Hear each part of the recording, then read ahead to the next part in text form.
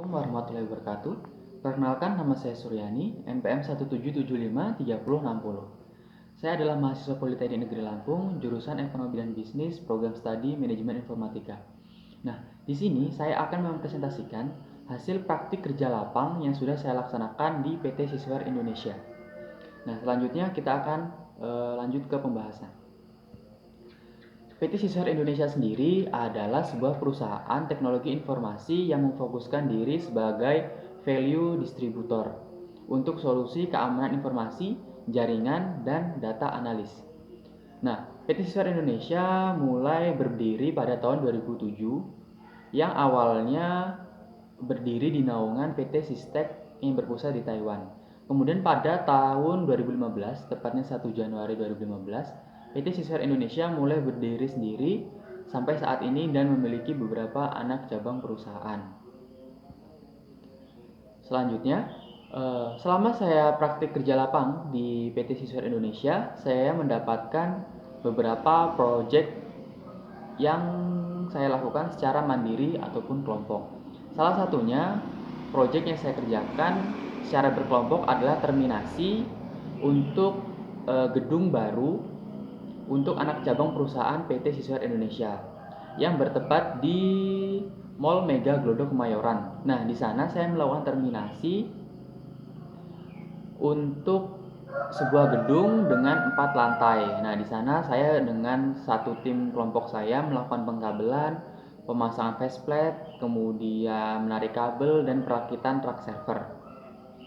Kemudian untuk project secara mandiri saya diminta untuk membuat web profile menggunakan CMS WordPress untuk website anak perusahaan dari PT Sisware Indonesia. Nah, di situ saya membangun sebuah web profile untuk anak perusahaan dan merapikan beberapa konten-konten yang ada pada CMS WordPress agar sesuai dengan keinginan dari pembimbing lapang saya. Nah, berikut adalah tampilan dari project yang saya kerjakan secara tim, yaitu terminasi kantor anak cabang. Nah, untuk gambar nomor 1 adalah beberapa alat dan bahan yang kami gunakan untuk melakukan terminasi. Untuk gambar nomor 2 adalah kabel, untuk gambar nomor 3 adalah kita mulai melakukan penarikan kabel untuk lantai 1 sampai dengan ke lantai 4. Nah, untuk gambar nomor 4 adalah penarikan kabel dari lantai 1 sampai dengan lantai 4 sudah selesai. Selanjutnya kami mulai merakit truck server untuk dihubungkan ke switch dan akan melakukan switching. Tapi karena terjadinya pandemi virus corona ini, kami tidak dapat melanjutkan sampai proses switching karena kami ditarik dari tempat PKL.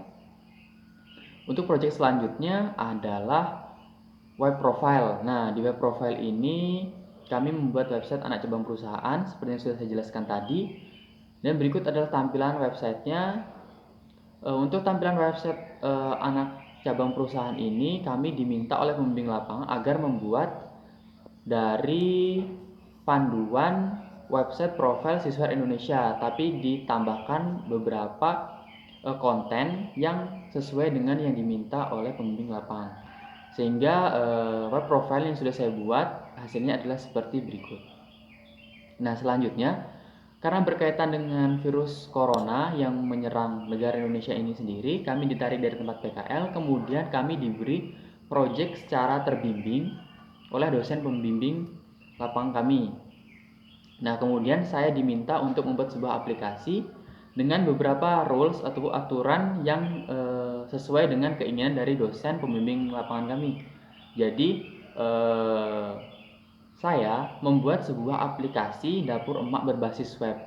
Jadi basicnya aplikasi ini adalah berbasis website yang saya kembangkan dengan framework Kode Igniter dan menggunakan Bootstrap versi 4. Nah, untuk aplikasi dapur emak sendiri, saya memiliki beberapa fitur, yaitu mulai dari user role, kemudian beberapa fitur lainnya. Nah, aplikasi dapur emak ini sendiri saya kembangkan sebagai aplikasi restoran berbasis web. Nah, dalam aplikasi dapur emak ini sendiri memiliki beberapa user role, yaitu admin, pimpinan, user atau member. Nah, pada menu admin itu digunakan untuk mengelola seluruh aplikasi atau seluruh bagian dari aplikasi. Kemudian pimpinan ataupun user role pimpinan bisa melakukan beberapa kegiatan pada aplikasi dapur emak ini sendiri, yaitu seperti mengambil laporan ataupun cetak laporan, kemudian edit profile, kemudian edit password. Nah, untuk user member ataupun user role member itu bisa melakukan beberapa fitur, yaitu edit profile, edit password, kemudian read menu makanan dan melakukan pesanan makanan, kemudian get detail pesanan. Nah, untuk tampilan dari aplikasi dapur emak yang saya buat sendiri, ada beberapa tampilan. Nah, untuk tampilan pertama adalah login pack, di mana pada aplikasi dapur emak ini sendiri harus login menggunakan email yang sudah didaftarkan ke dalam aplikasi. Login bisa menggunakan alamat email yang sudah didaftarkan ke dalam aplikasi. Kemudian password sesuai dengan apa yang sudah didaftarkan. Kemudian button login digunakan untuk melakukan login. Kemudian create an account adalah sebuah label yang akan meredirect kita untuk melakukan registrasi akun apabila kita tidak memiliki akun ataupun belum memiliki akun. Tampilan selanjutnya adalah tampilan create an account, di mana di sini kita akan melakukan registrasi akun dengan memasukkan nama lengkap, kemudian email address yang belum terdaftar di dalam aplikasi, dan kemudian password. Nah, untuk password sendiri ini saya buat minimal 8 karakter. Jadi kalau dia kurang dari 8 karakter, maka akan diminta untuk memasukkan password ulang. Nah, selanjutnya pada halaman admin. Nah, di halaman admin ini admin bisa melakukan transaksi, yaitu melakukan pengelolaan transaksi, yaitu bisa melakukan accept transaksi dan menghapus transaksi, kemudian melihat profile, melakukan edit profile, kemudian merubah password, dan melakukan operasi pada laporan dan menu manajemen dan submenu manajemen. Nah, pada halaman pimpinan, di sini pimpinan bisa melihat grafik dari laporan dan melakukan cetak laporan berdasarkan hari, bulan, dan tahun, melakukan edit profile, dan merubah password. Selanjutnya pada halaman member, nah pengguna bisa melihat profile, kemudian melakukan edit profile, dan merubah password. Nah, di sini juga member bisa melakukan pesanan makanan yang tersedia di aplikasi dapur emak itu sendiri.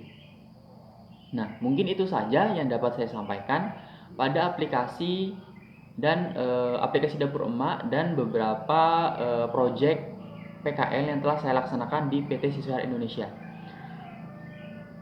Terima kasih untuk teman-teman yang sudah membantu saya dalam kegiatan PKL ini untuk tim PKL, dan kemudian terima kasih untuk PT Siswar Indonesia yang telah mengizinkan saya untuk melaksanakan PKL di perusahaan PT Siswar Indonesia. Kemudian terima kasih kepada Pak Eko Subiantoro selaku pembimbing PKL saya, kemudian Pak Andi Susanto selaku pembimbing lapangan di tempat PKL. Kemudian terima kasih untuk para direksi dari PT Siswar Indonesia beserta jajaran karyawan PT Siswar Indonesia, terutama tim engineering yang sudah menerima saya dengan baik, menerima saya beserta teman-teman satu kelompok saya dengan baik. Saya akhiri. Wassalamualaikum warahmatullahi wabarakatuh.